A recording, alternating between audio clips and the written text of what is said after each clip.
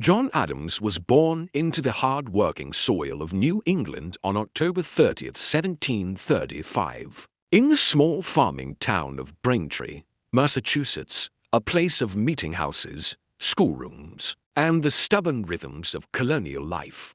From the beginning, his life was shaped by the Puritan commitment to learning, industry, and moral seriousness. His father, a farmer and shoemaker, and his mother, a member of a respected local family, pushed the boy towards study. Young John proved to be intellectually earnest and fiercely disciplined. He attended Harvard College, where he read law, theology, and the classics, preparing himself not for sermons or ease, but for argument, advocacy, and public duty.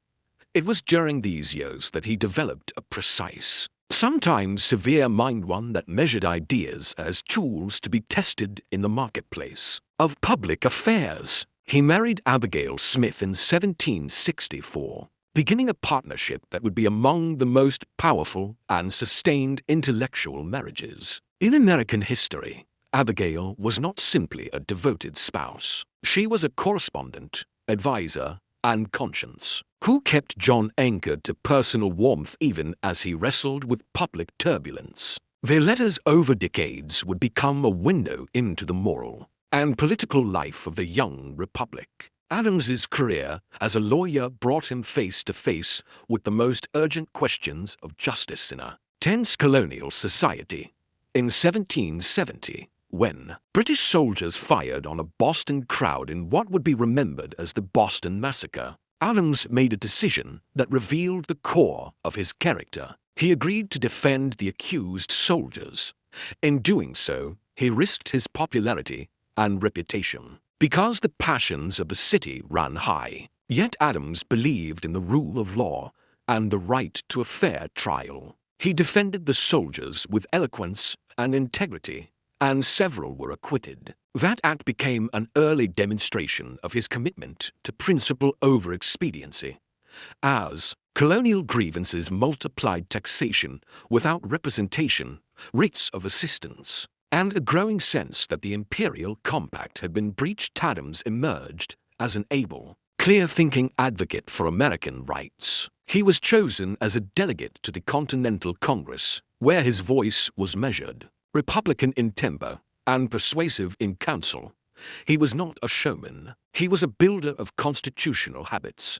He argued for frank discussion, for the creation of institutions that would check power, and for a sober vision of independence that took into account both principle and prudence. When the question of separation from Britain could no longer be postponed, Adams played an essential role in the movement that brought the colonies to declare themselves a new nation. He served on committees and pushed for a compact among the states that would secure liberty and order together. Though he was not the principal drafter of the Declaration of Independence, his presence, his arguments, and his drafting skill contributed to the atmosphere in which that text was born. During the Revolutionary War, he was a tireless public servant and, later, a diplomat. He traveled to Europe to secure allies and loans, first to France and then to the court of the Netherlands, where his diplomacy proved vital to the survival of the young republic. He helped persuade European creditors and governments that the United States was not a passing rebellion but a new entity with serious prospects. Adams's work in Europe culminated in his participation in negotiating the Treaty of Paris in 1783, the agreement that recognized American independence and reopened the world to American commerce. Returning home, he turned his attention to the building of civic institutions. He took seriously the hard and often overlooked work of creating laws, charters, and constitutions capable of sustaining republican government. In Massachusetts, he drafted a constitution, one of the first written state constitutions that balanced popular rights with stable structures of governance, and his political writings articulated a belief in mixed government, separation of powers, and the necessity of virtue alongside liberty. The Confederation period showed Adams that the loose league the states had forged needed strengthening. He argued, with growing force, that a republic required a stable central authority to manage debt, provide for defense, and regulate commerce. At the Constitutional Convention, he pushed for measures that would protect the Union from factionalism and paralysis, even when his proposals met resistance from those who feared too much centralization. When George Washington became the first president in 1789, he selected John Adams as his vice president, a role Adams accepted with characteristic seriousness. Vice presidency did not offer the power Adams preferred, but he carried out the office with discipline and an eye toward the duties of governance. The 1796 presidential election brought Adams the presidency itself. He assumed the office in a fraught international context. The French Revolution had plunged Europe into turmoil, and the United States stood vulnerable between warring powers. Adams had a mind for principle, but also a deep sense of responsibility to preserve peace and the constitutional order. His presidency confronted immediate crises. Diplomatic friction with revolutionary France led to the infamous XYZ affair, in which French agents demanded bribes for negotiation. The public, outraged, called for war. Adams faced a test of character. He could have seized the moment to enter into full-scale conflict, but instead he held fast to the precarious craft of diplomacy. He strengthened the navy and prepared defenses, but he also sought a path to peace. In 1800, he sent a mission that eventually restored relations and avoided a wider war, an act that satisfied prudence, though it cost him politically among those who wanted vengeance. Domestically, Adams governed in an era of partisan division that he had always warned against. The Federalist Party, with its emphasis on order and a strong national government, stood opposed to the Democratic Republicans led by Thomas Jefferson, who favored agrarianism and states' rights. These disagreements were not merely about policies. They were about the character of the republic itself. In the heat of partisanship, Congress enacted the Alien and Sedition Acts measures. Adams signed that restricted speech and gave the government expanded power to expel non-citizens. Adams's decision to approve these acts remains controversial. He believed the measures were temporarily necessary in a time of crisis and foreign threat. Critics asserted they violated the liberties the revolution had fought to secure.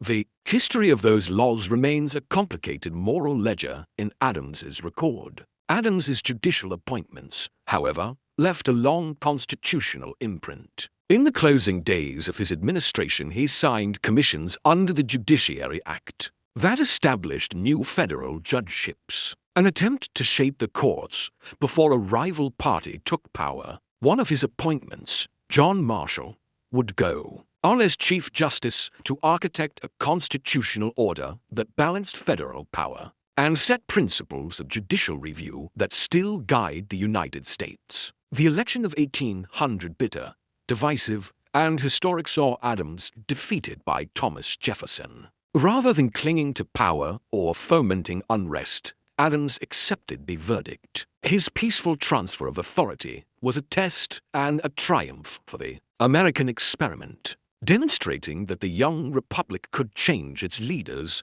without bloodshed. In retirement at his farm in Quincy, Adams entered a different, but no less significant phase of public life.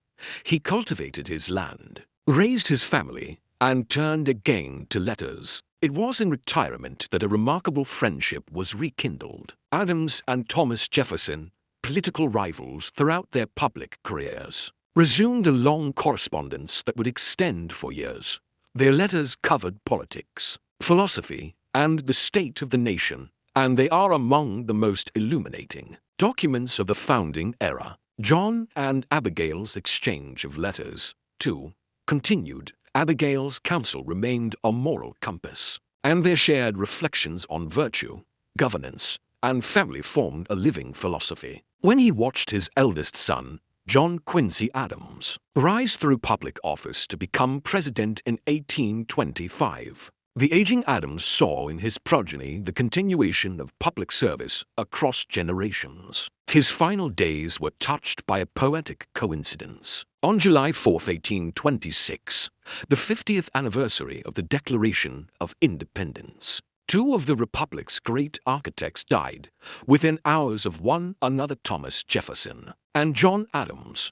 Adams's last written words have been tenderly reported. As Thomas Jefferson survives, though history recorded that Jefferson had already passed, the poignancy of their deaths on the same day became a symbol of the founding generation's deep bonds, their quarrels, and their shared labors to create a nation. John Adams's legacy resists easy summation because it is a compound of stern principle, careful institution building, and human fallibility. He was not a man of theatrical charisma, but he was a man of steady intellect and moral seriousness who believed the health of a republic depended on civic virtue, clear law, and honest government. He wrote fiercely against corruption, argued for balanced constitutional structures, and shaped the practical routines of governance that allowed the United States to survive its perilous infancy. His life offers lessons about the cost of leadership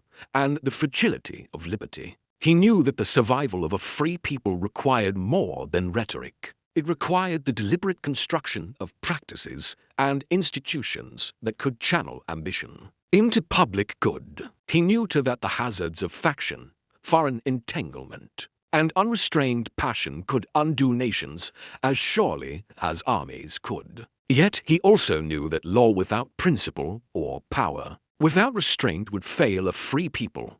Adams's story is the story of a citizen statesman who trusted reason, tempered it with prudence, and accepted the burdens of responsibility, whether in courtrooms, councils, or the quiet rooms where he and Abigail argued and dreamed. If the United States succeeded in becoming a government of laws and not of men, Adams was among those who made that achievement possible.